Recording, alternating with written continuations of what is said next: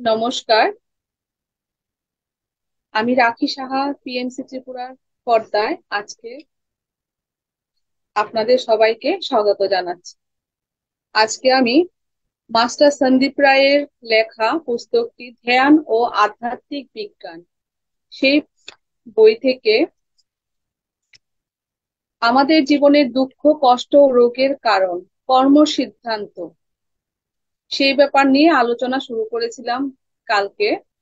তো সেই আলোচনারই আজকে দ্বিতীয় পর্ব শুরু করছি। কর্ম দু ধরনের হয়ে থাকে, ভালো এবং মন্দ। আপনি ভাবতে পারেন কেবলমাত্র খারাপ কর্ম করলেই আপনি কর্মের বন্ধনে পড়বেন, এমন নয়। আপনি ভালো কর্ম করলেও কর্মের জালে আবদ্ধ হবেন। আপনার খারাপ কর্মগুলি ভোগ করার জন্য যেমন আপনাকে আসতে হয়, ঠিক তেমনি ভালো কর্মগুলো ভোগ করার জন্য আপনাকে জন্ম নিতে হয়। আমাদের ভালো কর্মগুলির ফলস্বরূপ আমরা আমাদের জীবনে সুস্বাস্থ্য, ভালো আর্থিক অবস্থা ও সুন্দর সম্পর্ক, পরিবার ইত্যাদি উপহার পেয়ে থাকি। অপরদিকে আমাদের খারাপ কর্মের জন্য আমাদের জীবনে নানান রোগ, দুঃখ, দুর্দশা ও কষ্ট ইত্যাদি ভোগ করতে হয়। আমাদের অজ্ঞানতার জন্য প্রতিদিন আমরা আমাদের অজান্তে নানা খারাপ কর্ম করে থাকি। তার মধ্যে সবচেয়ে বড় কুকর্ম হচ্ছে আমিষ খাবার। আমরা খাদ্যের জন্য যে পশু, পাখি, মাছ ইত্যাদি হত্যা করি, সেই পাপ কর্মগুলি আমাদের নানান রোগ ও কষ্টের মধ্য দিয়ে ভোগ করতে হয়।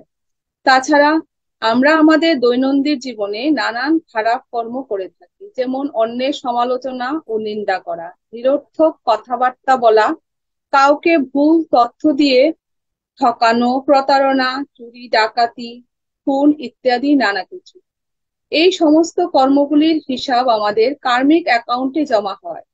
ধরতে পারেন এটা আমাদের ব্যাংক অ্যাকাউন্টের মতোই, যার ক্রেডিট ও ডেবিট কার্ড রয়েছে।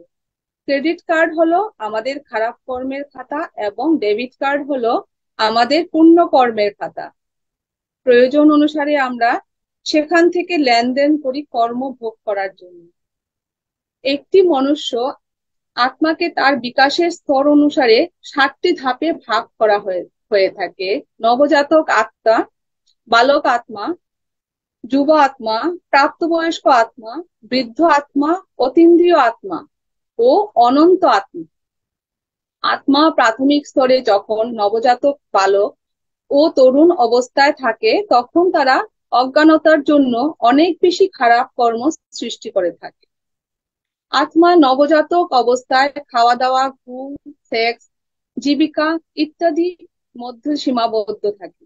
তারপর বালক ও যুবা অবস্থায় আত্মা তার শক্তি, ক্ষমতা, সম্মান ও প্রতিষ্ঠা ইত্যাদির জন্য লড়াই করতে থাকে এবং এগুলি অর্জন করার জন্য তারা খুন, মার্ডার, চুরি, ডাকাতি, অত্যাচার, শোষণ বা ভালো লাগে তাই করে থাকে।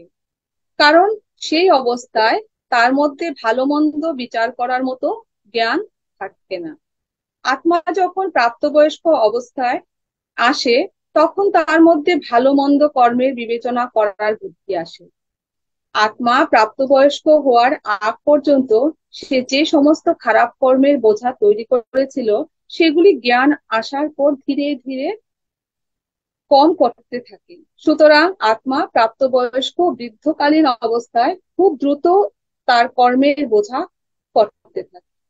আত্মা তার বৃদ্ধকালীন অবস্থায় সমস্ত ধর্মীয় বেড়াজাল থেকে মুক্ত হয়ে আধ্যাত্মিকতায় প্রবেশ করে এবং সে প্রায় 80% কর্মের বোঝা হ্রাস করে ফেলে। শেষমেশ আত্মা যখন অতীন্দ্রিয় অবস্থায় পৌঁছায়, তখন সে ধ্যান সাধনা ও আধ্যাত্মিক জ্ঞানের দ্বারা তার সমস্ত কর্মের ব্যালেন্স করে শূন্য করে নেয় এবং অবশেষে মুক্ত হয়ে অনন্ত আত্মা স্থিতিতে পৌঁছায়।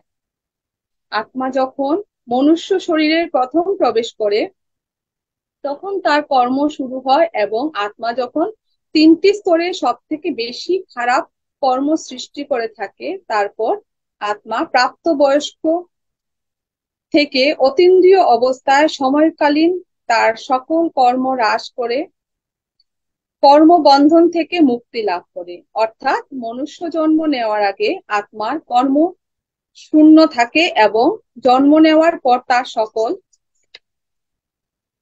জন্মের কর্ম ব্যালেন্স করে শূন্য স্থিতিতে আসলে আত্মা পুনরায় মুক্তি পায়। আত্মা স্বইচ্ছায় এই জন্ম, মৃত্যু ও কর্মের চক্রে প্রবেশ করার কারণ আত্মা বাস্তবিক অনুভূতি, আবেগ ইত্যাদি অভিজ্ঞতা ও প্রশিক্ষণ গ্রহণ করে আত্মা দ্রুত বিকাশ করার জন্য এই চক্রে প্রবেশ করে। আত্মা এই কর্মবন্ধন থেকে একবার মুক্ত হয়ে গেলে তখন তাকে পুনরায় আর এই পৃথিবীতে জন্ম নিতে হয় না। তবে সে চাইলে অবতার বা মাস্টার হয়ে জন্ম নিতে পারে, মানব জাতিকে আধ্যাত্মিক শিক্ষা প্রদানের জন্য কিংবা বিশেষ কোনো কর্ম সম্পাদন করার জন্য। কর্মের প্রকারভেদ ও তাদের বর্ণনা। আমাদের জীবনচক্রে চলতে থাকা কর্মগুলিকে প্রধানত 4টি ভাগে ভাগ করা হয়েছে, যথা সঞ্চিত কর্ম, প্রারব্ধ কর্ম, ক্রিয়ামনা কর্ম এবং আগামী কর্ম। সঞ্চিত কর্ম। সঞ্চিত কর্ম হলো আমাদের পৃথিবীতে প্রথম মনুষ্য জন্ম নেওয়ার মুহূর্ত থেকে এখন পর্যন্ত যতটুকু কর্মের বোঝা রয়েছে সেটাকে বোঝায়। প্রথম জন্ম শুরু করে বর্তমান সময় পর্যন্ত সঞ্চিত ভালো মন্দ কর্মকে সঞ্চিত কর্ম বলা হয়। প্রারব্ধ কর্ম। সকল আত্মা তার প্রত্যেকটা জন্মের আগে সোল প্ল্যান বা জীবনের নকশা তৈরি করে পৃথিবীতে জন্ম নেয়। তখন আমরা আমাদের সঞ্চিত কর্ম থেকে কিছু পরিমাণ ভালো ও মন্দ কর্ম পছন্দ করে আমাদের সাথে নিয়ে আসি ভোগ করার জন্য। এই কর্মকে প্রারব্ধ কর্ম বলা হয়। ক্রিয়ামনা কর্ম। তারপর আত্মা পৃথিবীতে জন্ম নেওয়ার পর তার মৃত্যু পর্যন্ত সম্পূর্ণ জীবনকালে সে সমস্ত কর্ম করে থাকে। তার চিন্তার দ্বারা, তার শব্দের দ্বারা এবং কর্মের দ্বারা তাকে ক্রিয়ামনা কর্ম বলা হয়। আমরা প্রতিদিন ক্রিয়ামনা কর্ম করে যাচ্ছি। আগামী কর্ম। আমরা বর্তমান মুহূর্তে যে কর্ম করে থাকি তার দ্বারা আমাদের ভবিষ্যৎ নির্মাণ হয়। আমাদের ভবিষ্যৎ নির্ভর করে আমাদের বর্তমান কর্মের উপর। যে কর্ম আমরা করতে যাব তাকে আগামী কর্ম বলে। সুতরাং আমাদের ভবিষ্যৎ যদি ঠিক করতে হয় তাহলে আমাদের আগামী কর্মের উপর ধ্যান দিতে হবে, অর্থাৎ বর্তমান মুহূর্তের কর্ম নিয়ে সচেতন থাকতে হবে। আমাদের মনে অনেক সময় প্রশ্ন জাগে, আমরা প্রতিদিন যে সমস্ত কর্ম করি তার হিসাব নিকাশ কে রাখে? আমরা ভাবি যে এই খারাপ কাজটা তো আমি লুকিয়ে করেছি, সেটা তো কেউ দেখেনি, তাহলে আমার কিছু হবে না। কিন্তু বন্ধুরা, বাস্তবে আপনার এই একটা মুহূর্তের কর্ম এবং আপনার মনের মধ্যে চলা সমস্ত বিচার পর্যন্ত রেকর্ডিং হচ্ছে। ধরে নিতে পারেন আপনার জীবনের প্রতিটা মুহূর্ত সিসিটিভির নজরদারিতে থাকে এবং সেই তথ্য আপনার আত্মার মধ্যেই সঞ্চিত। আপনি যখন প্রতিদিন রাতে ঘুমান এবং গভীর নিদ্রায় থাকেন তখন এই সমস্ত কর্মের তথ্য আকাশিক রেকর্ডে মজুদ হয়ে যায়। যারা ধ্যান করেন, উন্নত মাস্টার, তারা তাদের 500 থেকে 1000 জন্ম পুরানো আকাশিক রেকর্ডও অতীতের জন্ম টিভির পর্দার মতো দেখতে পারে।